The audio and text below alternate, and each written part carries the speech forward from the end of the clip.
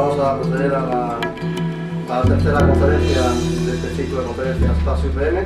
Tengo el placer de tener aquí a mi lado pues, al teniente coronel del Arma de Aviación, don Fernando Acero. Imagino que muchos lo conocéis. Si ponéis en Google Fernando Acero, Martín o Fernando Acero solamente a secas, vais a ver que tiene un blog que es muy visitado. Es decir, es una especie de gurú en este aspecto de la criptografía y de la seguridad. Un participante muy activo en Cryptopolis. Estuvo con nosotros el año pasado en el Congreso DISI, el Día Internacional de la Seguridad de la Información. Y entonces don Fernando pues, no comentó el currículum porque os ha dejado unas hojas donde tenéis el breve currículum de Fernando, teniente coronel, y como digo, pues lleva muchísimos años en el tiempo de la seguridad informática. Abarca muchos temas, desde temas de Unix hasta temas de criptografía cuántica, como podéis ver. Y solamente pues, deciros que tenemos una hora y media más o menos para la conferencia, luego pues, media hora o 15-20 minutos para preguntas, para cuestiones. Los alumnos de telecomunicaciones, tengo aquí 8 personas. Luego pues, de terminar la charla, o si tenéis que ir, pues pasáis por aquí y lo firmáis, por favor, la asistencia. La hoja de los alumnos de informática está por ahí circulando. Y entonces solamente, antes de darle la palabra ya a Fernando para que presente su conferencia, que como veis está el título puesto, Introducción a la criptografía cuántica, alternativas y retos actuales, pues agradecer pues, en este caso al Ministerio de Defensa que ha permitido que don Fernando Acero esté con nosotros en este momento aquí. Entonces tenemos pues, una carta del jefe de Estado Mayor, en donde nos dice que pues, amablemente cede, por así decirlo, a Fernando que venga aquí a la escuela a dar esta conferencia. Fernando, cuando quieras, muchas gracias. Bueno, esta conferencia parte de unos trabajos que hice yo en Cryptopolis hace prácticamente 2 años y que desarrollé a raíz de la polémica que surgió cuando la gente dijo que, los expertos dijeron que si se creaba un computador cuántico y se aplicaba el algoritmo de Shor, pues se podían romper los sistemas de clave pública basados en factorización de números enteros. Entonces, yo empecé a investigar sobre el tema, estuve viendo lo que había y hice un par de articulitos de divulgación, uno dedicado al tema de la criptografía cuántica, que lo vendían como la única solución contra el mal de la computación cuántica, y luego hice un desarrollo posterior, que es la segunda parte, digamos, de la conferencia, donde intento desmitificar un poco las bondades de los sistemas de criptografía cuántica y abro algunas vías para pensar y para ver que realmente puede que no sea tan segura como nos la venden, o que realmente puede haber ataques o se podrían generar ataques a los sistemas de criptografía cuántica. La criptografía cuántica se basa en la utilización de las propiedades de la mecánica cuántica a la transmisión de información de forma segura. Concretamente, la base principal es el principio de incertidumbre de Heisenberg, ¿vale? La conferencia se estructura de esta manera y he puesto aquí abajo una frase de uno de mis físicos favoritos, con el que me metí en este mundo de la mecánica cuántica cuando era muy joven, leyendo unos libritos, eran 3, eran en inglés y castellano, eran bilingües, que se llaman Lecturas de Física, y que están francamente bien, porque están a un nivel de divulgación muy ameno de leer y muy divertido. Este era el niño terrible de la bomba atómica, y esta frase última viene muy a cuento con la segunda parte de la conferencia. Es como acaba el informe sobre el accidente del Challenger, que cuando él critica lo que hizo la NASA en aquella ocasión, y él dice que está muy bien tener relaciones públicas y tal, pero la naturaleza y la física es la física y no la puedes engañar nunca, tarde o temprano te pone en tu sitio rápidamente, ¿no? Bien, aquí hay otra frase de él, que no comprendemos la mecánica cuántica. Bueno, está sacada de contexto, evidentemente, pero la he puesto aquí para que no os asustéis, porque si pensáis que vamos a estar aquí con formulación física o o meternos en profundidad de la mecánica cuántica, pues no es el caso. Vamos a hablar un poquito de una introducción y vamos a ver cómo funciona esto por encima. De hecho, haremos algunas simplificaciones para no complicar la explicación. Bien, vamos a empezar con unos conceptos básicos que son con los que vamos a trabajar. Primero, la superposición. La superposición viene a cuento con esa afirmación que se dice en algunas ocasiones, que dice que un ordenador cuántico funciona mucho mejor cuando está apagado. Sencillamente porque, por definición, el computador cuántico tiene todas las soluciones posibles. Ahora, el secreto está en utilizar un algoritmo que haga colapsar la forma de onda y que nos dé una solución que es la que nosotros queremos. Entonces, la superposición de partículas dice que una partícula puede tener más de un estado a la vez. En el momento que ya determino el estado, se acabó. Ese es el que tiene. ¿De acuerdo? Bien, la medición. Ampliar vuestras mentes. Es un tema de la mecánica cuántica que no se puede encasillar uno. Bueno, la medición no es un proceso pasivo, sino que altera el sistema. Cada vez que hago una medición, provoco el colapso de la forma de onda, se colapsa, tengo la solución, pero he alterado el sistema. El colapso de estado viene en relación con los dos anteriores, ¿no? Una partícula siempre se encuentra en todos sus estados posibles. Al ser medida, se altera su estado superpuesto y se determina en qué estado particular se encuentra entre la variedad de los posibles, el colapso de la forma de onda. La incertidumbre. En teoría cuántica, algunos de los pares de propiedades físicas son complementarios, ¿de acuerdo? La velocidad y la posición. Puedo determinar la velocidad con mucha precisión, pero entonces la posición se me dispara. Entonces, cuando altero una, se altera la complementaria, perdiendo la posibilidad de conocer su valor exacto. Y luego el entrelazamiento. Esto es muy curioso, hablaremos al final, que viene de la mano de la ciencia ficción, pero bueno, está dentro de lo posible, está dentro de los mundos posibles, que es que dos partículas cuánticas pueden tener estados fuertemente correlacionados, por ejemplo, cuando se generan al mismo tiempo, o cuando interaccionan entre ellas, se casan de alguna manera esas dos partículas. Entonces, se dice que esos estados están entrelazados y la medición de una de ellas determina la de la otra, aunque no la tengamos al lado. Es decir, que yo cuando hago una medición sobre una partícula enlazada, la otra partícula o el otro fotón, automáticamente yo sé el valor que tiene, ¿de acuerdo? Este fenómeno se explica aplicando la ley de conservación de momento y de la energía y entra en la paradoja EPR, que la veremos más adelante. Bien, ¿qué consecuencias tiene la mecánica cuántica para nuestros sistemas criptográficos? Pues muy sencillo. La primera consecuencia es que no puedo clonar partículas cuánticas. No existe la fotocopiadora cuántica. Yo no puedo coger un sistema cuántico y hacer una fotocopia del sistema porque lo alteraría. No significa que yo no pueda saber el estado del sistema. Lo puedo saber, pero alteraría el sistema, lo cual ya no puede haber, en el tiempo se ha acabado ahí. No puedo seguir hacia adelante. Esto para la criptografía es evidente, ¿no? En el momento que alguien ve mi clave, está modificando la clave para el siguiente paso, lo cual lo puedo detectar, lo veremos después. Cualquier intento de determinar la información viene en relación, implica la modificación del mismo, lo cual me permite detectar al malo o al que está escuchando mi línea. Y una vez determinado el estado cuántico, la situación del qubit es irreversible. No puedo volver a la situación anterior. No puedo intentar engañar diciendo, vale, he hecho esto, ahora lo voy a cambiar para que parezca que no lo he hecho. Lo cual siempre voy dejando huellas. Vamos a ver el esquema más sencillo de transmisión cuántica. Vamos a ver lo que necesito para hacerlo. Pues necesito un emisor. Normalmente, por comodidad, el generador de qubits suele ser un láser o un diodo, luego veremos los problemas que tiene ello. Un canal seguro, por donde viaja la información, que es de una sola dirección, que suele ser una fibra óptica, y un receptor de esos fotones que viajan a través de la fibra óptica.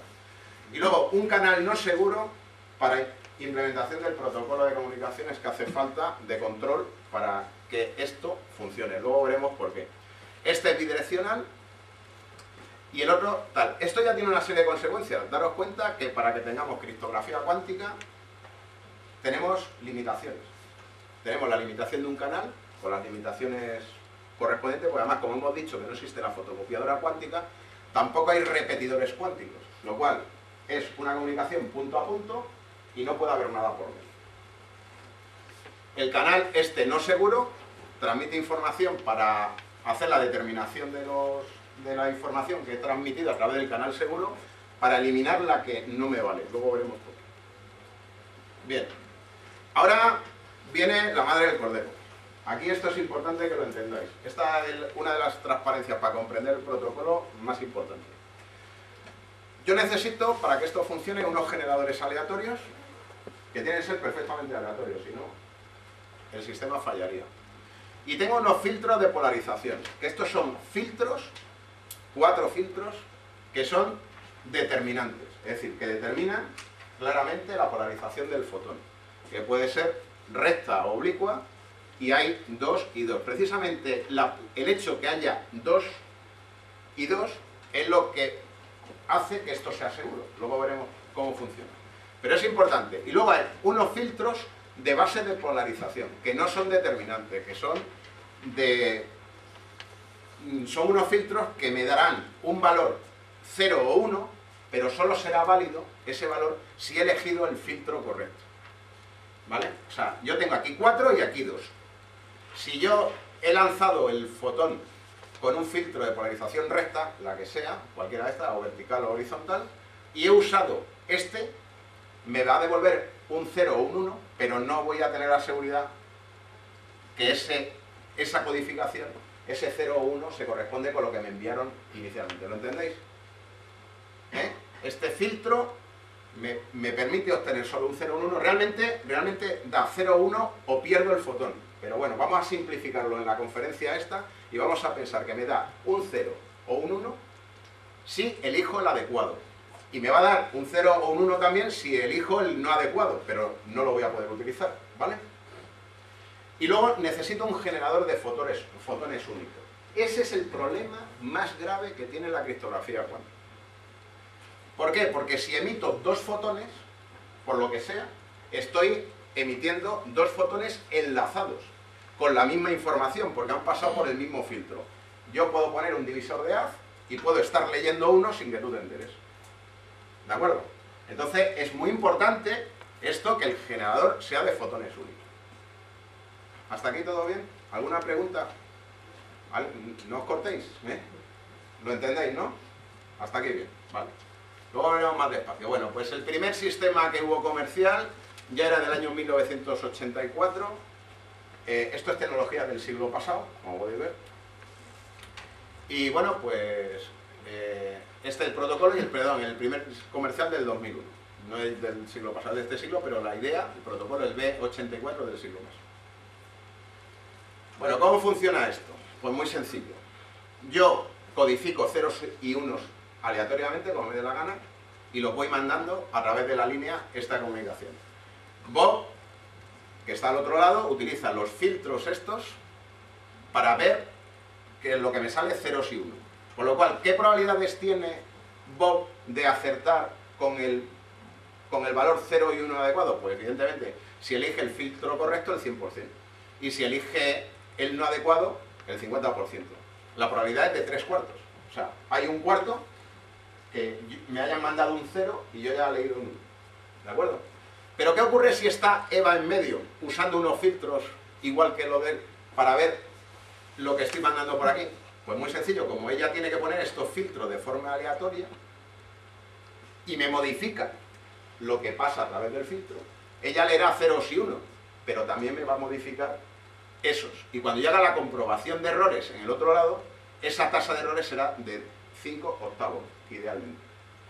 Lo cual yo detectaré, cuando yo compruebe el protocolo, detecto que hay alguien en medio.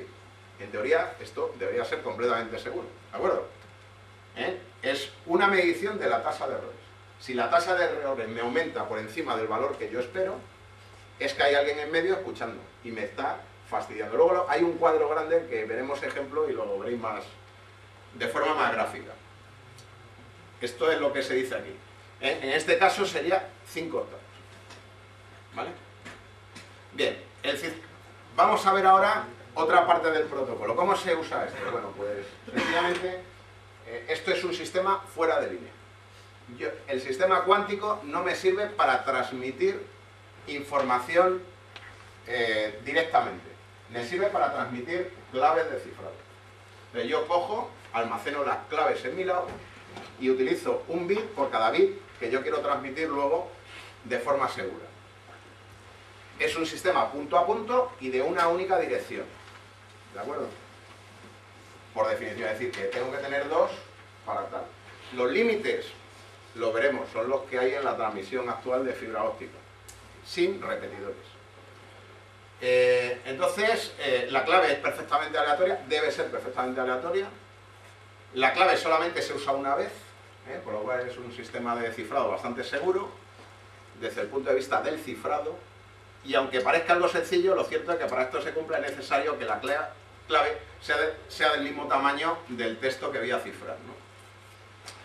Y a estar en posesión del emisor y el receptor, lo cual el problema grave para cifrar de forma segura, muy segura, es la transmisión de esas claves, y es lo que entra a la criptografía cuántica. La mecánica cuántica nos proporciona un sistema fuera de línea, que es lo que hemos dicho, seguro, de clave de cifrado, de one time pad, o sea, de uso de una vez o de libreta de un solo uso, como usaban los espías en la Segunda Guerra Mundial. Tenían una libreta de clave, cogían una hoja, que había una serie de valores aleatorios en la hoja, que lo hacían señoras en sus ratos libres, generaban esas libretas a base de teclear de forma aleatoria una serie de teclitas. Era el sistema mejor que conocían en la época. Y entonces el espía cogía la hoja, yo sabía la hoja que correspondía al día, cifraba mi mensaje, lo lanzaba, en el otro lado tenía la misma hoja y esa hoja se destruía. De manera que no había manera de saber lo que ponía, ¿de acuerdo? Entonces, pues esto funciona de forma parecida, pero mecanizado.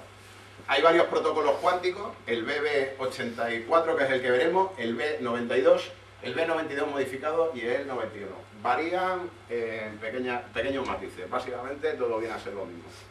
La seguridad de un sistema cuántico se basa en la imposibilidad de que alguien escuche el mensaje sin modificarlo, y por lo cual, al medir la tasa de errores, yo lo detecto. Bueno, dicho esto, vamos a ver el protocolo. El protocolo se utiliza una fuente de luz, hemos dicho un emisor que sea un láser, un diodo, y es filtrada para producir fotones qubits a partir de ahora que estarán polarizados. Hemos dicho que usamos 4 filtros distintos de polarización. La polarización elegida por el emisor se elige de forma aleatoria. Hay un generador aleatorio que va usando un filtro u otro en función de la salida de ese generador. Los 4 estados, horizontal, vertical, circular izquierdo, circular derecho, se asocian a un 0 y un 1 por pares. El receptor Bob mide esas polarizaciones de los fotones en una secuencia de bases aleatorias, que es rectilínea o circular. Y obtiene secuencia 0 y 1, pero no sabe cuál es la adecuada. Solo obtiene 0 y 1 y hasta ese momento él no sabe qué 0 y 1 es el bueno. ¿Qué es lo que hace Bob? Pues Bob le dice públicamente, a través de la línea esa de teléfono direccional que hemos dicho, dice, oye, yo aleatoriamente he usado estas bases. Y el otro le contesta y dice, vale, pues de las que has usado las buenas son estas. Entonces él ya sabe los ceros y unos que son buenos. ¿Qué ocurre? Que el que está espiando en medio, aunque lo supiera, habría modificado y no tendría la clave completa. Aparte, yo detectaría un cambio en esto que él me dice, lo cual detectaría que hay alguien escuchando. ¿Lo entendéis? No es muy complicado. Entonces, descartan esas observaciones que no se corresponden a las bases de generación y ya tienen la clave. Las observaciones son interpretadas usando un esquema binario, por ejemplo, horizontal o circular izquierdo 0 y vertical, que es completamente arbitrario y lo puedo cambiar cuando quiera, ¿vale? Publican. Ahora, ¿qué es lo que hacen? Aquí viene la polémica y lo vais a entender. Publican el 50% de los que no han descartado. Se lo mandan a través de la línea.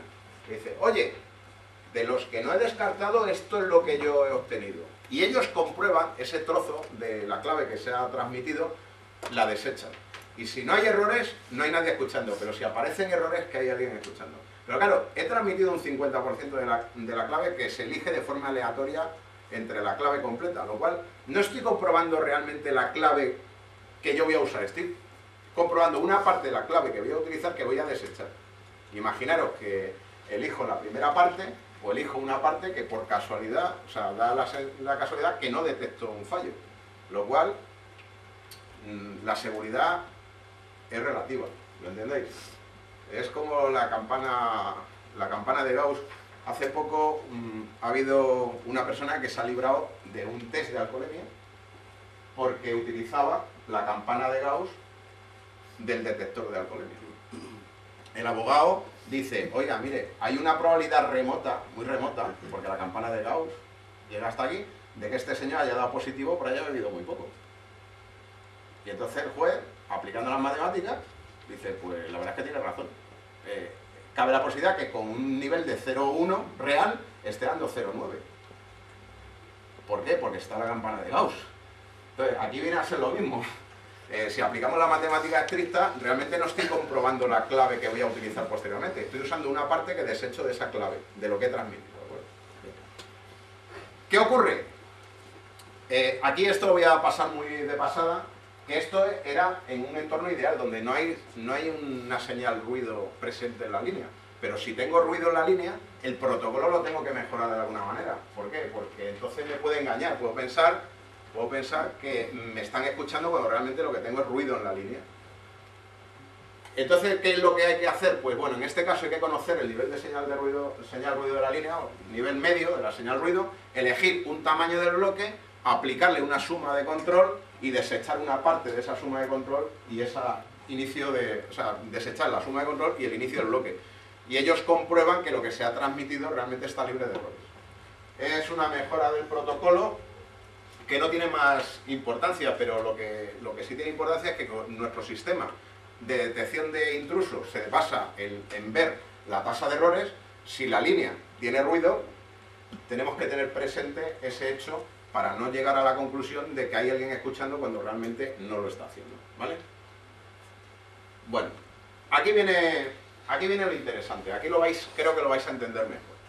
Vamos a suponer que quiero transmitir estos datos se generan aleatoriamente. Esto no es información, esto es una clave que quiero generar, que además quiero que sea aleatoria. Entonces, en esta clave que quiero transmitir, que se va generando aleatoriamente en el lado de Alice, se codifica con estas bases de polarización verticales, oblicua, horizontal, de forma aleatoria. Es decir, yo esto lo transmito usando estos filtros. El fotón pasa a través del filtro y aparece por ahí.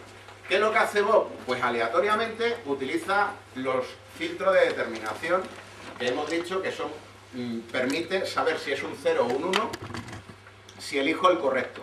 Entonces aquí, ¿qué es lo que ocurre? Que él transmite con una polarización horizontal la información y estoy usando un filtro de bases recto, lo cual el dato que obtengo aquí es correcto, ¿de acuerdo?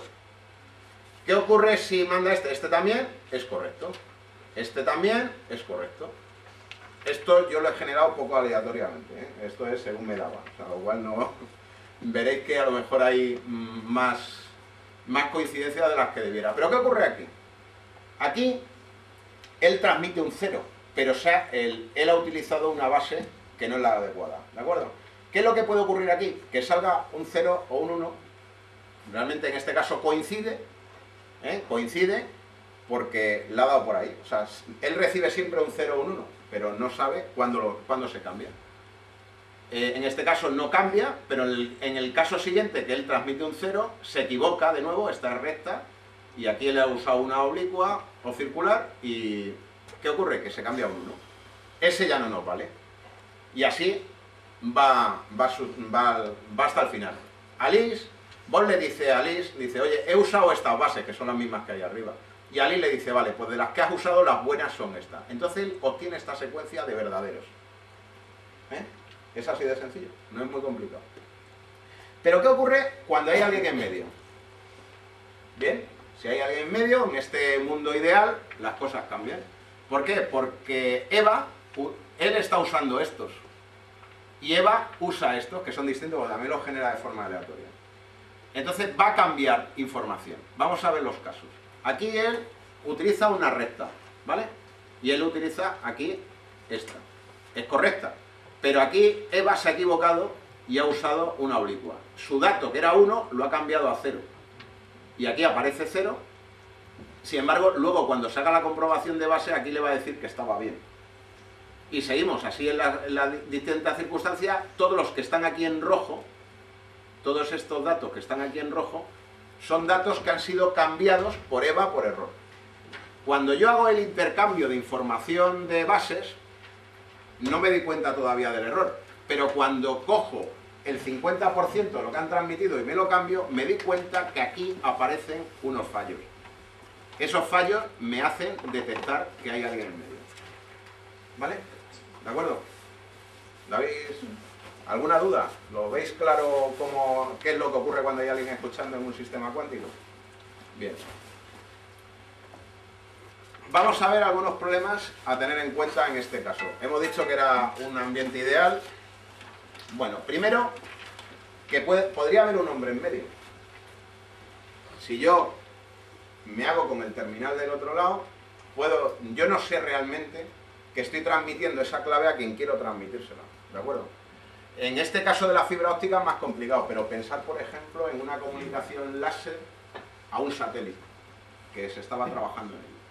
Bueno, pues hace falta una autentificación de extremos. Hay que mejorar el protocolo y meterle una autentificación. Bien, el ruido en la línea, el control de paridad que hemos dicho antes. Esto se utiliza el protocolo de Bernet de 1991 y nada, es una discusión pública de la paridad, se convierte inofensiva al descartar el último bit de cada comparación, más la suma de control, ¿vale? La fiabilidad de los generadores aleatorios es un problema. Si yo no tengo un buen generador, tampoco tengo una clave buena. Al final es una debilidad, que puede ser una debilidad del sistema. Luego tenemos la limitación en la velocidad y la distancia máxima por el canal cuántico que estoy utilizando, en este caso una fibra óptica. Y Toshiba llegó a 100 kilómetros y a 2 kilobits segundo en el 2003. Se estaba trabajando en satélites para conseguir un sistema cuántico basado en láser satélite para el 2009. Como he dicho, no existe el repetidor cuántico, por lo cual las limitaciones son de la línea punto a punto que podamos establecer. En este caso fibra óptica, rayo láser. El problema del generador fotones único es impresionante. Aquí se estuvo trabajando con la generación de un diamante en la unión de la fibra. Esto lo estuvieron trabajando en Australia en el 2005 y bueno, pues se consiguió bastante. Un láser atacaba al diamante y el diamante generaba un fotón único, relativo. Lo que tenía más fiabilidad es el sistema de REMPE del 2007, esto es del Instituto Max Planck, tenéis la información en internet, que utiliza rubidio. Luego ahora lo vemos, pero son sistemas complejos y que abultan. Son sistemas que no son fáciles de decir, no, es que lo meten en una cajita y en un chip. Son sistemas muy complicados. Luego está el problema de la teleclonación cuántica, que lo veremos cómo funciona. La fotodetección no destructiva también es otro problema que lo veremos más adelante. Y luego es necesario transmitir varios miles de bits antes de poder detectar con 99% de fiabilidad que hoy un espía en la línea. Eso es importante, la detección se produce, pero no se produce instantáneamente. Tienes que mandar una gran cantidad, luego coger el 50% de eso que has mandado y ver que realmente hay un espía en la línea. Y luego son sistemas muy delicados desde el punto de vista físico. El polvo, la temperatura, los golpes, las vibraciones les afectan. No es un sistema robusto que tú puedas coger y decir, bueno, lo pongo. Y no es un sistema que diga, yo le meto una placa a un ordenador y esto es un sistema de comunicaciones punto a punto cuántico con una fibra óptica por medio. No. No funciona así. Bueno, vamos a ver el problema de los fotones únicos, que yo creo que es el más interesante. Este sistema solamente es seguro cuando no hay fotones enlazados con la misma información. Por lo que he dicho, pongo un divisor de haz y cojo un fotón de los dos que se emiten, o de los tres o de los cuatro, y tú no te enteras que lo estoy viendo. Bien, de otro modo se podría leer un qubit sin afectar al otro, y por lo tanto no ser detectado mediante la técnica de la división de pulso. Bien, si os dais cuenta, cuando se hacen el intercambio de bases se refiere a uno de los que lo ha visto. Es decir, cuando yo le digo, Eva le dice a Bob, vale, las que has usado son estas las buenas, el otro sabe las que se transmiten, no las que no se transmiten, lo cual la información que él recibe no les permite generar la clave completa.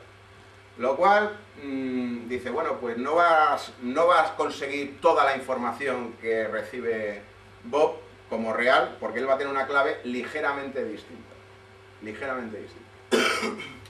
Pero esa clave ligeramente distinta, si pensamos, por ejemplo, en la transmisión de una información visual, una imagen fotográfica, pues puede llegar a un 70% de la imagen, lo cual es casi ver la imagen, ¿de acuerdo? Si estoy mandando una información que no tiene tanta redundancia, por así decirlo, ese problema será menor, porque si estoy transmitiendo un número, por ejemplo, un número que si cambia ya no vale, por ejemplo, otra clave o un dato, no voy a obtener la información completa, pero en algunos casos sí, lo cual hay que tener presente el problema este. Las investigaciones de Toshiba han descubierto que cuando se intenta aumentar la energía en el láser o la velocidad, ¡pam!, salen 2 fotones de vez en cuando. Eso no se sabía y se ha descubierto recientemente. Entonces, cuando se salen fotones múltiples, el problema es cuando aparecía. La solución temporal, dijeron dice, bueno, pues vamos a meter un flujo de fotones de baja velocidad que me van a permitir saber si hay alguien escuchando en la línea por esos fotones que me los van a cambiar, es decir, que meto otro flujo adicional. Pero daros cuenta que desde mi punto de vista, que es muy retorcido, y esto me costó mucho trabajo pensarlo, esto tiene pegas, porque ya la seguridad no se basa en el flujo principal de información, se basa en otra cosa. El ejemplo que yo puse en Cristópolis era el de un cuadro. Tú tienes un cuadro puesto en un museo y antes el cuadro tenía un sistema de seguridad que si alguien se acercaba o tocaba el cuadro, sonaba la alarma. Pero descubren que ese sistema tiene fallo y entonces dice, bueno, pues vamos a poner un sistema de seguridad perimetral. Vamos a poner una seguridad en la ventana. Sí, nadie va a llevarse el cuadro del museo, pero hay muchas cosas que sí se permiten hacer. ¿Por qué? Porque ya la seguridad no está en el cuadro. Yo sí puedo acercarme al cuadro y pintarlo o puedo rajarlo. ¿Por qué? Porque el sistema fallaba.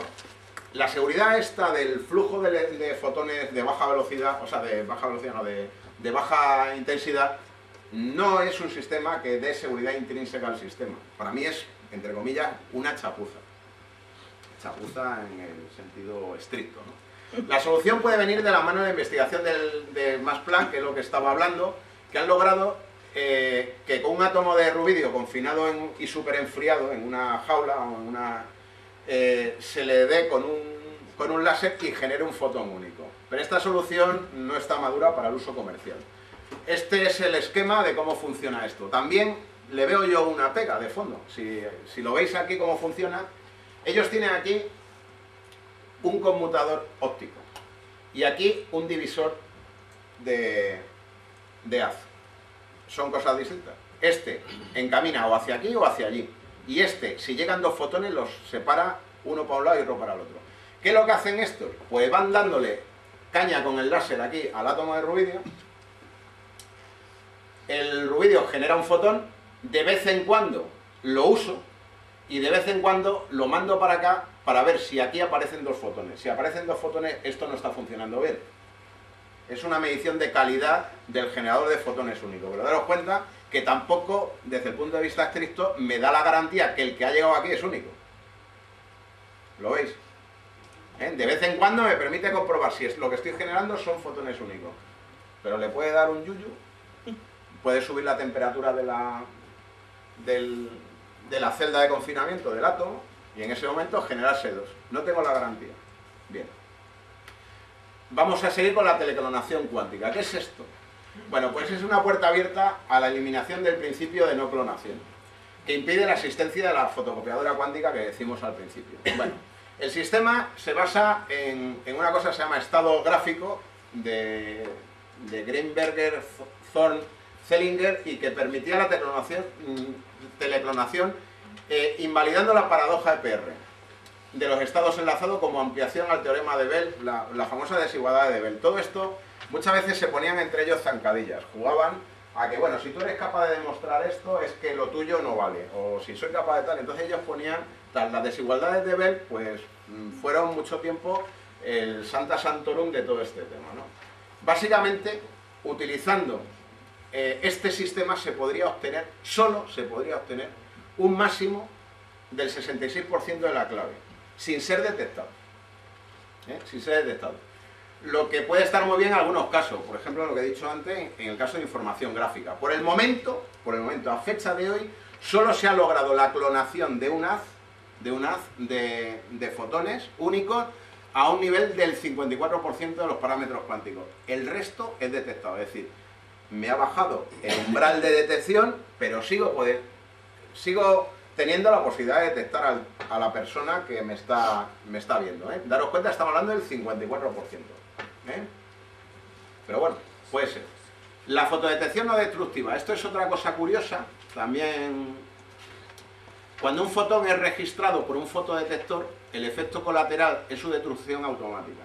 Es lo que hemos dicho antes. Si me equivocaba de filtro, si hacía alguna cosa, actúe. Y muchas veces la actuación es, desaparece el fotón. Sin embargo, este hombre de la Universidad de Ulm, Alemania, ha logrado ver varios fotones, o sea, ver los fotones sin destruirlos. Esto es interesante porque me permite también ver la energía del fotón. ¿Os acordáis que os he dicho antes que el sistema que habían sacado para solventar el problema en los sistemas comerciales de criptografía cuántica era meter fotones generados a menor energía para que sean únicos? ¿Os acordáis? Este sistema me permitiría detectar esos fotones sin destruirlos. ¿Lo veis? Es interesante. Yo podría darle al átomo de rubidio, luego estudio el átomo de rubidio, que ya no me afecta, el fotón sigue su camino y nadie se ha enterado. Y digo, ojo, este era de los de baja energía, que los he generado en estos parámetros distintos, o por un emisor distinto, o con una frecuencia distinta, o con una característica distinta, y los puedo diferenciar dentro del haz. Lo cual el sistema de seguridad que habían diseñado los señores de Toshiba no me vale. Bien. Atraviesa un detector cuyas paredes son espejos ultrarreflectivos enfriados a bajísimas temperaturas. El problema de esto es que la instalación para esto es una habitación como esta, ¿vale? Bien, los fotones interaccionan con los átomos de rubidio alterando sus niveles de energía, pero sin ser absorbidos por el rubidio, y luego se analiza con precisión el átomo de rubidio y se obtiene información sobre el fotón, por ejemplo, la energía que tenía. Se han realizado hasta 100 medidas consecutivas de un mismo fotón sin destruirlo, lo cual ya fijaros el nivel de fiabilidad que tiene el sistema. Si logramos que en el proceso no cambie la polarización de los fotones, no seremos detectados si estamos escuchando el flujo cuántico. Y tendremos una herramienta óptima para medir su energía, lo que nos permite separar flujo o atacar el sistema eficazmente. Bien, también podemos tener en cuenta que la detección de un observador se hace midiendo la tasa de errores, lo cual se ha propuesto sacar sobre el flujo. Es lo que he explicado antes, no vamos a entrar otra vez en ello. Es que cuando se hacen chapucillas hay veces que nos surgen problemas. Bien, el truco de la resistencia. Esto es muy curioso porque también hubo una, en Barrapunto, ya sabéis, esos foros extraños de internet, y en Cryptopolis hubo mucha polémica. Incluso hubo gente que me dijo que yo era el inventor del sistema, ¿vale? Y que yo estaba más chalado que la cabra de la legión, pero bueno, o que de las vacas que hacen B. Bueno, el truco de la resistencia se basa en la manifestación física de un fenómeno cuántico, lo cual podríamos meterlo de forma marginal en la teoría de los sistemas de cifrado cuántico. Se basa en el ruido térmico y bueno, pues este sistema fue diseñado por Laszlo, que trabaja como profesor en una universidad en Texas, y ha desarrollado un sistema basado en física tradicional, corriente y tensión, y su sistema utiliza el ruido Johnson y las leyes de Kirchhoff para transmitir información de forma segura entre dos puntos. A cada extremo de la línea hay dos resistencias de distinto valor. Evidentemente, y yo las voy conmutando de forma aleatoria. Evidentemente, cuando los dos extremos tienen las resistencias de alto valor, hay un pico de ruido en la línea que me permite saber que hay dos resistencias de alto valor puestas en los extremos de la línea, igual cuando está a bajo valor. Pero en los valores intermedios, cuando en un lado tengo una puesta a alto valor y otra a bajo valor, hay una incertidumbre, y entonces yo sí sé en mi extremo la que tenía puesta, lo cual sé lo que estaba codificando el otro. Si la resistencia gorda era un 1 y la pequeña era un 0, esos estados intermedios me permiten transmitir información en teoría de forma segura. Es lo que se basa el sistema de este señor, básicamente. Bien, lógicamente, como en el caso de la criptografía cuántica basada en fotones, tengo que desechar algunos valores. Los valores son cuando los picos de señal ruido son altos o bajos, porque el otro sabría, tío, están codificando un 1, están codificando un 0, porque el que genera la perturbación es el otro extremo de la línea. ¿Qué ventajas tiene este sistema? Pues bueno, tiene muchas. La primera es que ya no tengo las limitaciones del canal cuántico, por ejemplo, ¿no? Bien, cualquier persona que intente espiar la línea puede medir el ruido presente en cada momento, pero poco más. Los valores intermedios no los conoce. Y además, para saber qué resistencia hay puesta, tendría que inyectar un flujo de electrones en la línea. O sea, tendría que poder medir de alguna manera. Y esa medición, ya sabéis que no es detectable. O sea, yo puedo ver que ese señor se está metiendo en medio y está intentando medir mis resistencias. Bueno, este es el sistema así muy esquemático. Están las dos resistencias puestas de alto valor, tal, y esta, cuando los valores son máximos o son mínimos, por un lado o por el otro lo tengo que desechar, pero cuando son intermedios, nadie sabe qué resistencia es la que yo he puesto aquí. Hay un ataque posible que yo he pensado, que podría ser si yo controlase la temperatura en uno de los extremos, o supiera la temperatura en uno de los extremos, y supiera la variación y qué tipo de resistencia está usando, puedo saber qué resistencia tiene puesta, ¿no? Pero bueno, aquí no tiene este límite de los sistemas, ya se han logrado. Hay un sistema comercial que ya ha hecho este hombre, en 2 añitos lo ha desarrollado y está funcionando. Ha logrado 2000 kilómetros y velocidades de 100 bits en cables de 21 milímetros. Es que estamos hablando de ruido, ¿eh? O sea, esto es un tema a tener en cuenta. El cable tiene que ser gordito. Cuanto más distancia o más velocidad, más gordito el cable. Permite distribuir clave a una red completa, porque ya no tenemos la limitación del punto a punto. Y Feng Hao, que es un investigador de otra universidad, en una revista lo puso al pobre Laszlo a caer de un burro. Dijo que esto no era, que tal, que era poco serio y tal. Cuando él hizo solo un draft, o sea, Laszlo en aquel momento solo había hecho un draft de su invento y este tío se le tiró al cuello. Bueno, pues Laszlo contestó a ese documento, está aquí, y no ha tenido respuesta. Y hay un sistema comercial funcionando con este sistema, lo cual me hace tener cierta fe en el amigo Laszlo, ¿no?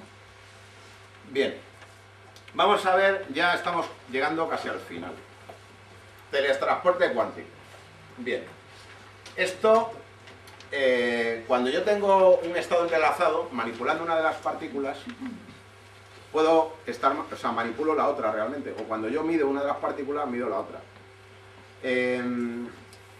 Los periodistas tratan este tema muy mal, porque habla del, cuando tú lees en la prensa los avances últimos en teletransporte cuántico, realmente no es teletransporte cuántico, no es Scotty, llévame al planeta no sé qué, o llévame a la nave no sé cuánto, no va por ahí los tiros. Ellos dicen que hemos avanzado en el teletransporte y dentro de poco los viajes serán metidos en el frigorífico de casa y pulsando un botón. No. El teletransporte se refiere a la transmisión de información entre dos puntos utilizando los estados enlazados de dos partículas sin canal y de forma instantánea, algo que por eso se llama la paradoja de EPR. Evidentemente tendría que tener dos partículas enlazadas, separarlas, llevármela debajo del brazo, la partícula sería mi clave, que sería única, porque es mi partícula, no la tuya, es la de él. Y yo cojo esta partícula y digo, ahora vas a girar a la derecha. Y la otra coge y dice, ¡pum! Yo también giro a la derecha. A donde esté. Entonces eso sería la criptografía cuántica ideal. No hay canal, nadie se puede meter en medio. Nadie tiene mi partícula, nadie puede saber cómo la modifico. Además sería la radio cuántica ideal, porque podría estar a miles de millones de años luz de la Tierra y esa particulita, según yo la muevo aquí, la otra se mueve instantáneamente del otro lado. No hay un retardo de, no, viaja a la velocidad de la luz. Bueno, pues el hecho del enlace entre las partículas existe. Lo que no existe, hoy por hoy, es el poderte llevar la partícula debajo del brazo y hacer eso. ¿De acuerdo? Pero esto es la ciencia ficción de la criptografía cuántica y lo que utilizan las películas basándose en este fenómeno de tal. Bueno, pues este experimento fue planteado por este trío, alguno, como veis, muy famoso, chico muy famoso, que consiste en que dos partículas que han interactuado en el pasado porque se han zurrado un golpe o se han generado al mismo tiempo, se quedan en un estado entrelazado, es decir, se casan entre ellas de alguna manera, y dos observadores que reciben cada una de las partículas se separan. Si un observador mide el momento angular de una de ellas, sabe automáticamente el momento angular de la otra. Si yo pudiera modificar ese momento angular de alguna manera, la otra lo modificaría también. Se pide la posición gracias al entrelazamiento cuántico y al principio de incertidumbre se podría saber la posición de la otra partícula, con independencia de la distancia, lo que va en contra del sentido común. Yo lo reconozco, pero funciona así. La paradoja de Perre está en contradicción con la teoría de la relatividad porque, ¿por qué? Porque permite o permitiría que una comunicación de alguna manera llegase a otro punto a una velocidad superior a la velocidad de la luz. Y sin que medie ningún canal de comunicación. Es decir, no hay nada que nos diga que esas dos partículas separadas en el espacio tengan alguna manera de decir, oye, que me están cambiando el momento. No. Hay gente que de forma simplista dice, no, es que esto se basa en el principio de la conservación de la energía, ¿no? Y claro, pero conservo la energía de esta o de aquella, porque si cambia esta, ¿por qué va a cambiar la mía y no otra? ¿De acuerdo? No, no funciona así. Pero claro, Dios sabrá, ¿no? Esto yo tenía una monjita cuando tal, le preguntaba, ¿por qué 2 más 2 son 4? Ah, misterios de la matemática, Dios proveerá. Pues esto viene a ser lo mismo, la mano de Dios, dicen los científicos, algunos que no son ateos, dicen que la mano de Dios se ve en la mecánica cuántica. ¿Por qué? Porque ahí debe estar, ¿no? Dice, de lograrse la tecnología basada en EPR se tendría el cifrador cuántico perfecto, ¿no? O la radio estelar perfecta. Sin embargo, los avances en tecnología orgánica podrían suponer una amenaza para este hipotético sistema, porque si al mismo tiempo que avanzo en esto puedo clonar una de esas partículas, me podría llevar yo la tarjeta SIM clonada de mi teléfono cuántico y alguien podría estar escuchando lo mismo que yo, ¿de acuerdo? Bueno, y con esto hemos acabado el pestiño este.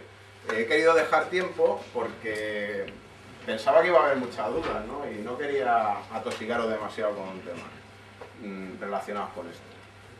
En Cryptopolis, si ahí están los artículos en los que se basa esto, y también hay una serie de comentarios de gente y hay algunas aclaraciones que yo he hecho a esos comentarios que seguramente os serán de interés, porque están hechas con más tiempo, contestadas con más documentación y seguramente os gusten, ¿no? Si tenéis alguna duda.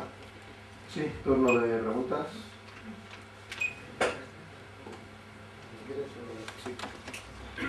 No os cortéis, por favor, es que he querido que haya tiempo y no fuera más de la conferencia de 1 hora. Entonces, en definitiva, que sigamos lo que está actualmente, curvas elípticas y cosas de estas, porque al final tienes que mandar muchos más datos por un canal seguro, sí, que no vale para nada. Sí, por ahora. Sí. Es lo que es. Vamos a ver. Más o menos. Más o menos. Están pasando cosas ahora mismo, hoy, y ayer y antes de ayer, continuamente están saliendo informaciones relacionadas con avances en investigación cuántica. Mucho viene a través del colisionador de hadrones que han hecho, que además hay una polémica que dice que van a generar un micro agujero negro y se va a comer la Tierra No, cabe la posibilidad, no os riáis. Es preocupante.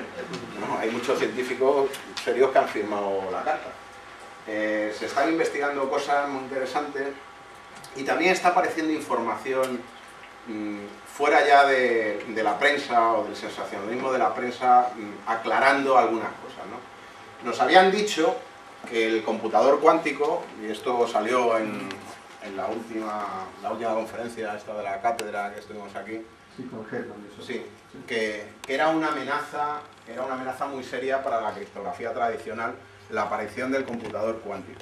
El computador cuántico se está trabajando en varios campos. Uno de ellos, bueno, pues es el tradicional de las partículas, física de partículas, y luego se están haciendo algunos basados en efectos moleculares, o sea, usando moléculas para cálculo.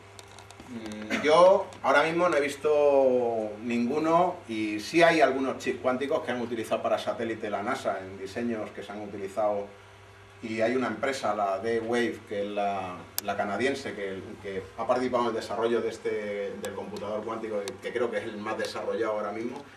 Los chips que está utilizando son los que diseñó la NASA y los fabrica una empresa americana.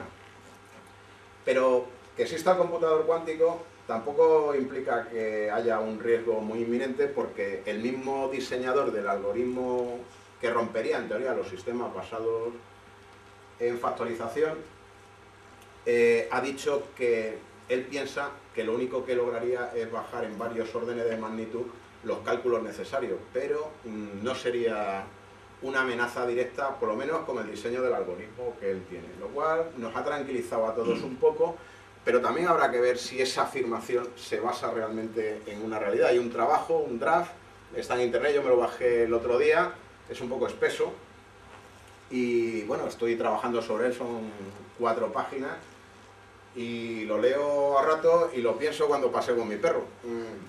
Son paseos largos de 4 horas, pero me queda un poco antes de tener una idea más profunda de si eso es así o no. De todas formas, las curvas elípticas es un nicho de refugio temporal interesante en este momento.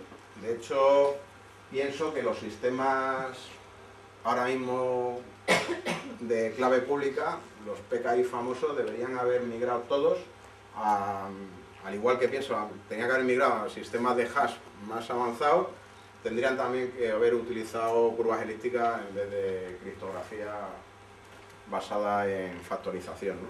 Pero, de números primos. Pero los chips son más baratos, el DNI digital fue a la baja, etcétera, etcétera. Y eso es lo que tenemos. Si un día cae, tendremos un problema serio. Porque además los tiempos de reacción en estos casos son muy pequeños y tendrían que ser muy pequeños. Sin embargo, los tiempos reales de la industria de reacción basada en factorización de números primos es muy profunda y muy arraigada, y no va a ser tan sencillo. Fijaros nada más, pensar en el DNI digital, si cae el algoritmo, ¿qué es lo que ocurrirá a nivel nacional? Si están tardando lo que están tardando en entregar los DNI y tenemos ese problema, pues nos veremos en un serio problema. Bueno, a lo que íbamos. La factorización es un problema. El tema de la criptografía cuántica como solución, yo he querido desmitificarla un poco, si habéis visto la conferencia, porque tiene muchas limitaciones, muchísimas limitaciones. Así como el sistema de Laszlo no tiene esas limitaciones y tiene algunas ventajas, que hay resumidas en el último trabajo. Si buscáis en internet, veréis que en la universidad tiene una página y él tiene ahí una serie de documentos, y hay un cuadro que compara la criptografía cuántica tradicional con la suya.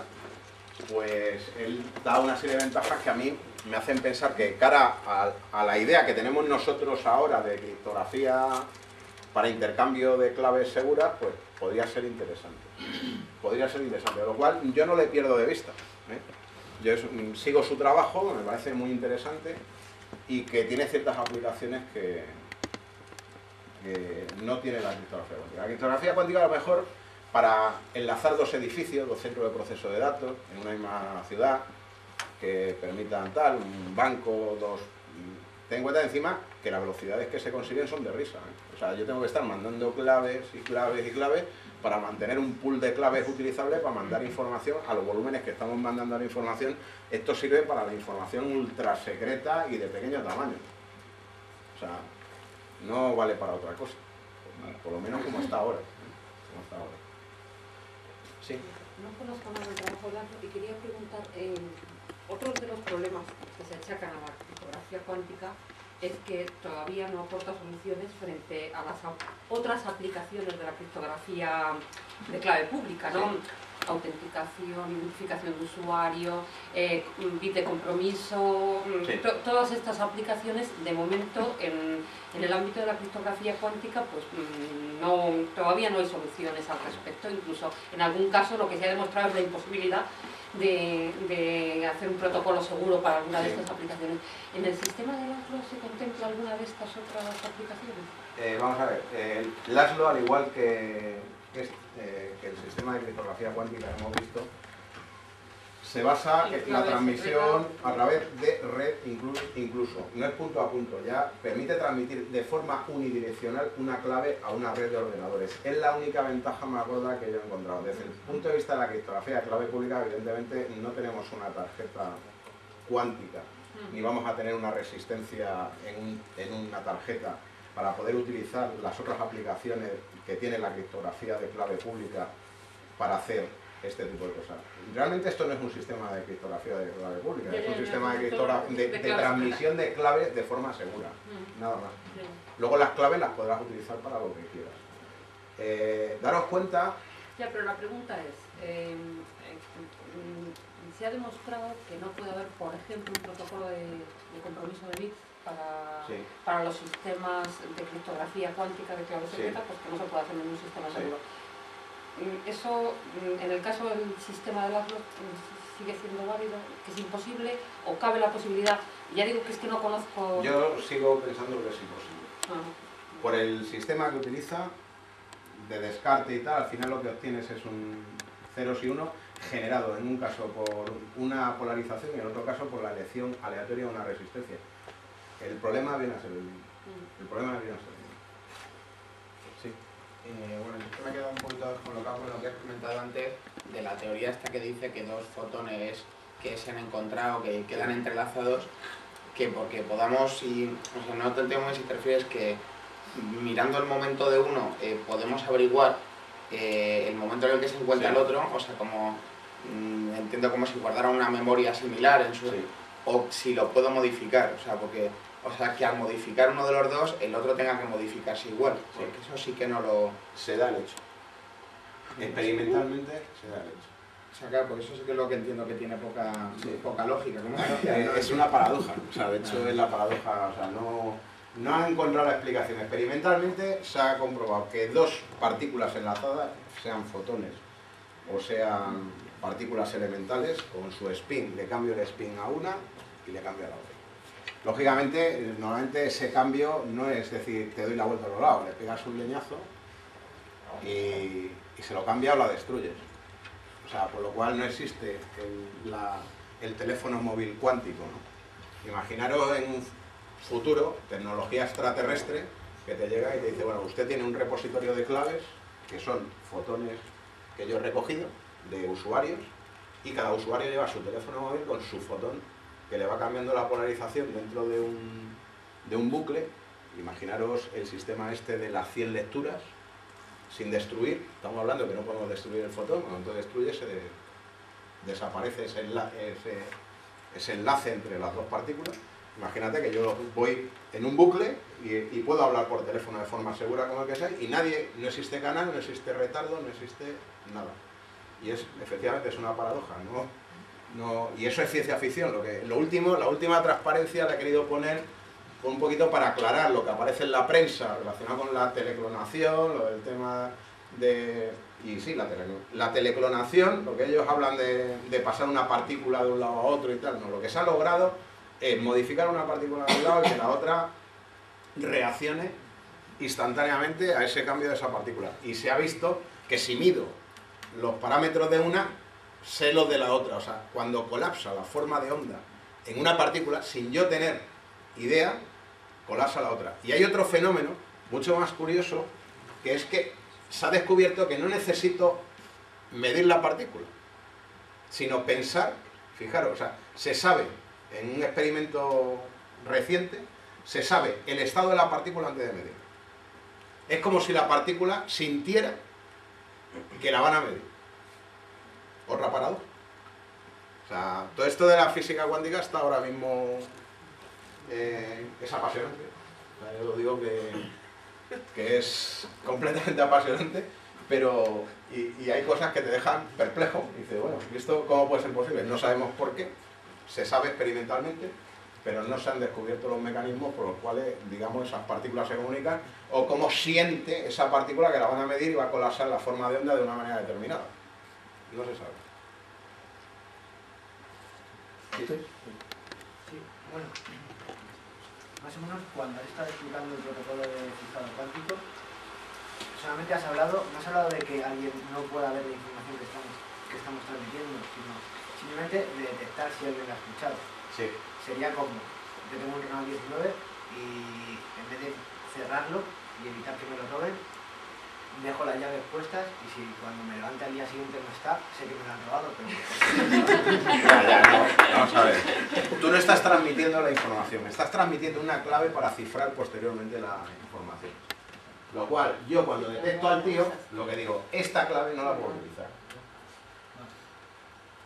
Es el cambio, es un matiz. Bueno, muy importante, por cierto. Sí. ¿Alguna pregunta más? Sí. Dos preguntas, una sobre teleclonación. Si tú tienes dos partículas entrelazadas, yo imagino que tú puedes medir las dos. Sí. ¿Qué pasa si en una mides la posición y en la otra la velocidad? No puedes. No puedes. Cuando colapsa una, porque además no va a ser simultáneo, cuando colapsa una, yo sé la posición de las dos, o la velocidad de las dos. Pues ahí no aplica el principio inceptivo. No, sigue vigente, de hecho.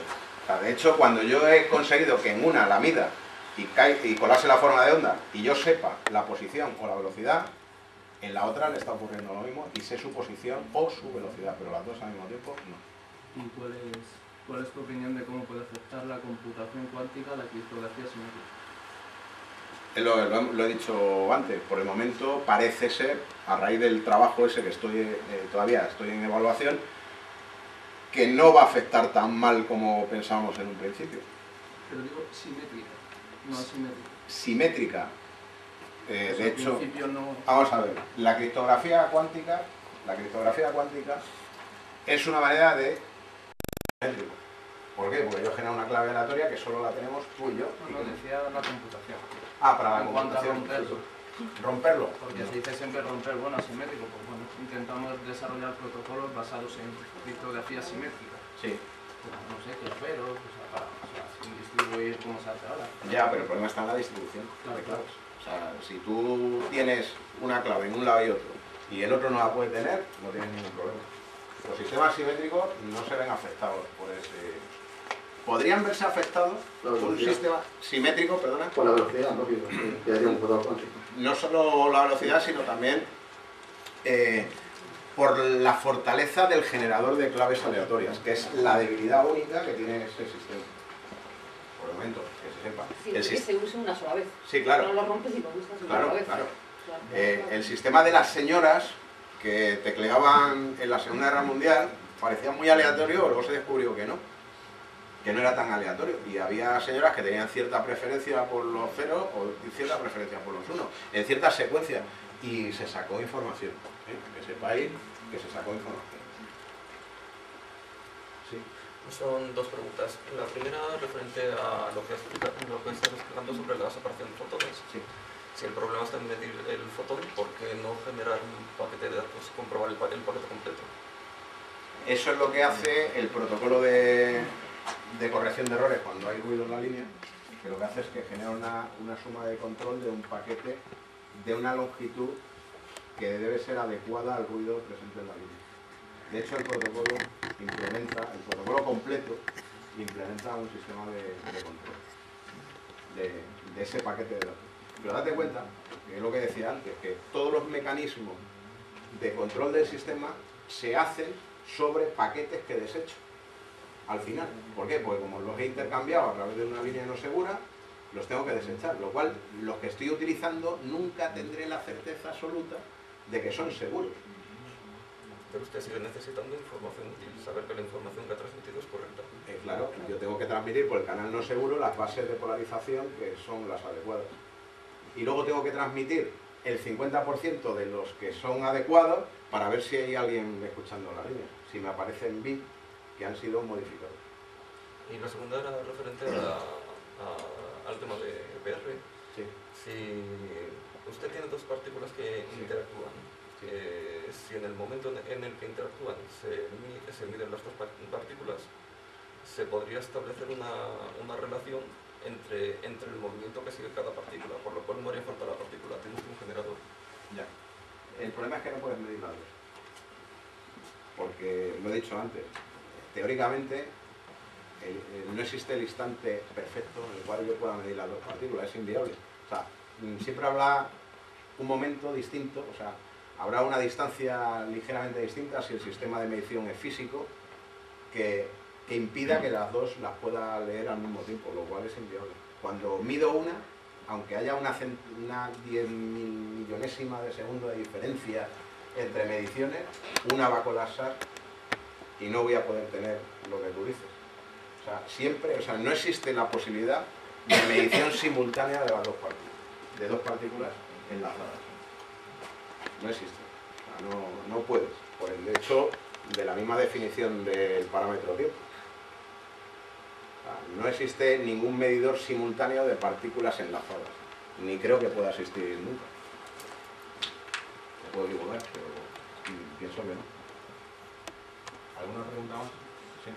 Cuando usted habla de criptografía cuántica, uno de los requisitos es un generador aleatorio, pero aleatorio... Sí, pero como todos los sistemas de criptografía que generan claves, si el sistema no es perfectamente aleatorio, tienes un serio problema. Claro, yo no sé cómo estará, si me puede usted explicar el estado del arte a la hora de generación de aleatorios, porque siempre se ha dicho aleatorios, semillas... Bueno, los pseudoaleatorios, desde el punto de vista de la seguridad, alta seguridad, es inviable. La criptografía ha ido evolucionando desde que yo era jovencito y yo empecé a trabajar con estos temas. El primer sistema que yo conocí, el de criptografía que conocí mejor, fue el sistema de cifrado de fax que usó Eurotrónica, que se basaba en series finitas, ¿te acuerdas?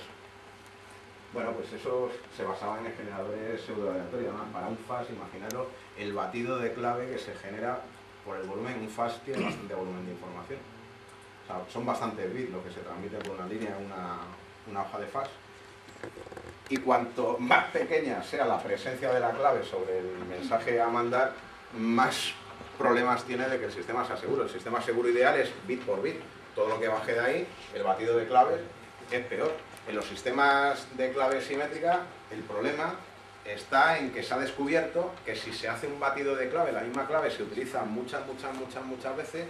Unos americanos ya por el año 80 y tanto descubrieron que se regeneraba una parte del mensaje. Sobre todo mensajes que tenían información gráfica. Se podía ver la imagen ligeramente. ¿Por qué? Porque tienen atractores. Aparecen atractores caóticos en esas claves o en esos algoritmos, y en un momento determinado ese atractor genera una acumulación de información en un sitio. Entonces, si no estamos hablando de generadores perfectamente aleatorios, tenemos un serio problema. Los americanos ya no clasifican los sistemas por el grado de seguridad de que me lo descifran o no, sino del tiempo que consideran que un presunto enemigo dotado de tecnología adecuada podría romper la clave. Entonces ellos separan los sistemas estratégicos a los sistemas tácticos. Los sistemas tácticos dicen: voy a atacar dentro de 10 minutos, me da igual que dentro de una semana lo descifres, porque te está cayendo la bomba dentro de 10 minutos. Los sistemas estratégicos, evidentemente, tienen que durar más. ¿Qué problema tenemos en los sistemas de criptografía actual cara a los usuarios? Pues muy sencillo. Que a ti te gustaría que lo que cifras con tu clave de la Fábrica Nacional de Moneda y Timbre, que permite el cifrado, el DNI digital, ¿no?, siga cifrado mientras tú vivas. Porque si yo guardo tu mensaje y dentro de 5 años sé que tú querías a Purita o le estabas poniendo los cuernos a tu mujer, sabré algo de ti que tú no quieres que yo sepa. Ese es el problema, realmente. Entonces, cuando tú estás trabajando con sistemas que quieren que seas seguro en el tiempo, tienes que trabajar con generadores aleatorios lo mejor posible. O sea, el mejor generador aleatorio posible. Y es una vía de investigación. Tenemos muchos generadores aleatorios que se venden por ahí comerciales, están basados en sistemas físicos, en desintegración de isótopos radioactivos, que ahora pum, sale, ahora tal, mide tiempos y genera sistemas aleatorios. Los sistemas militares de mayor seguridad son isótopos. Es lo que te puedo decir. El ruido, pues es un generador aleatorio bastante aceptable, el ruido blanco, el ruido térmico, el ruido este de Kirchhoff. Pues bueno, hay generadores basados en eso, hay circuitos especializados en esa función. Pero si estás hablando de generadores pseudoaleatorios, estás hablando de pseudocriptografía, básicamente. Sí. La comparación, si comparamos la computación electrónica con la cuántica, ¿en qué época viviría la cuántica? ¿En la época de Bell o más adelante? Se ha logrado factorizar el número 15. Para que te hagas idea. Y ha sido un logro increíble. A nivel civil. A nivel civil. Militar, no sabemos. A nivel, los americanos, con buen criterio, clasificaron automáticamente, todos los avances que se desarrollasen en el ámbito de la criptografía cuántica y lo consideran peligroso. O sea, una tecnología para ellos peligrosa, de doble uso. El mismo concepto que tuvieron en su momento de la criptografía de clave pública con las limitaciones que había, lo quieren aplicar a la criptografía cuántica. Pero yo lo veo todavía muy verde. De hecho, hay movimientos por ahí recientes, tú los habrás visto, el tema de la compra de los chips de las PlayStation 3 por parte de los chinos y tal, que me hace pensar que las cosas, todavía la gente sigue tirando de la fuerza bruta para conseguir cosas, ¿sabes? No creo yo que... Los chinos son muy peligrosos, ¿eh? Tienen muy buena universidad, muy buena gente, están haciendo avances muy importantes en todos estos campos y son para tener en cuenta, ¿eh? Son para tener en cuenta.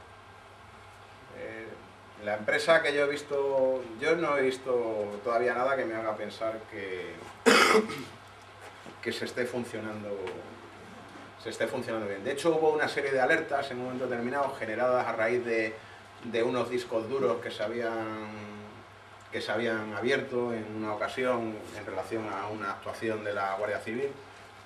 Y yo estoy convencido que es porque se usó la fuerza bruta sobre claves, no sobre el sistema criptográfico, sino que la clave era Pepe o el nombre del perro. Y a los 2 meses después de probarse abrió el sistema, pero no porque se atacase el sistema, el PGP que se utilizó para cifrar es tener una puerta muy grande con una llave muy mala. Sí, lo de, ¿no? Sí. Eso fue un problema de esos, pero no porque los americanos tuvieran un superordenador que rompiera las claves PGP. ¿Te acuerdas que escribí yo sobre el tema? Y... documento patético que había en Sí. periodista. Sí. O sea, no creo que por ahí vayan los tiros. Una pregunta. Yo me quedo con una duda, que otra vez con lo de las partículas entrelazadas. Las mediciones se han hecho en laboratorio. Sí. ¿Se han repetido esas mediciones en laboratorio entre comillas, a distancias distintas? Porque cuesta entenderlo de que, a 100 años luz pues, la partícula cambia, ¿no? Está la limitación de mandarla a distancias distintas, porque cuando se han utilizado partículas subatómicas, la vida de esa partícula está sujeta a otras interacciones con el medio, o sea que no se han podido separar distancias astronómicas, pero bueno, la última prueba que creo recordar, y de memoria no me haga mucho caso, se estaba hablando de 4 kilómetros. Estaba hablando de 4 o 5 kilómetros. Más que suficiente. Sí. Por ahí la pregunta, sí. Esto de que la física cuántica dice que hay 11 dimensiones, es posible que... No hay 11 dimensiones, hay infinitas dimensiones. Vamos a ir por partes. Vale. O sea, es posible que la información entre esos dos fotones o átomos enlazados se comunican a través de la dimensión. Sí. Y entonces estaríamos basando nuestra seguridad en algo que desconocemos completamente y dentro de N años podemos saber cómo espiar en una de esas dimensiones y todo. ¿Y qué diferencia hay con la criptografía tradicional? Tú estás basando la criptografía en un problema matemático que no sabes resolver. ¿Quién te dice que mañana no se resuelve? Efectivamente, sí, pero seguiríamos en lo mismo. Seguimos en lo mismo, evidentemente. Estamos hablando de la complejidad matemática, los problemas NP de toda la vida. Complejidad física. Es muy fácil por un sentido y muy difícil, ¿vale? Pero sí, efectivamente. Por ahí van los tiros. Me encanta. Me ha gustado la ronda de preguntas. Oye, está... Una última pregunta, ¿hay alguna pregunta más? No. Bueno, pues de la cátedra y también de la zona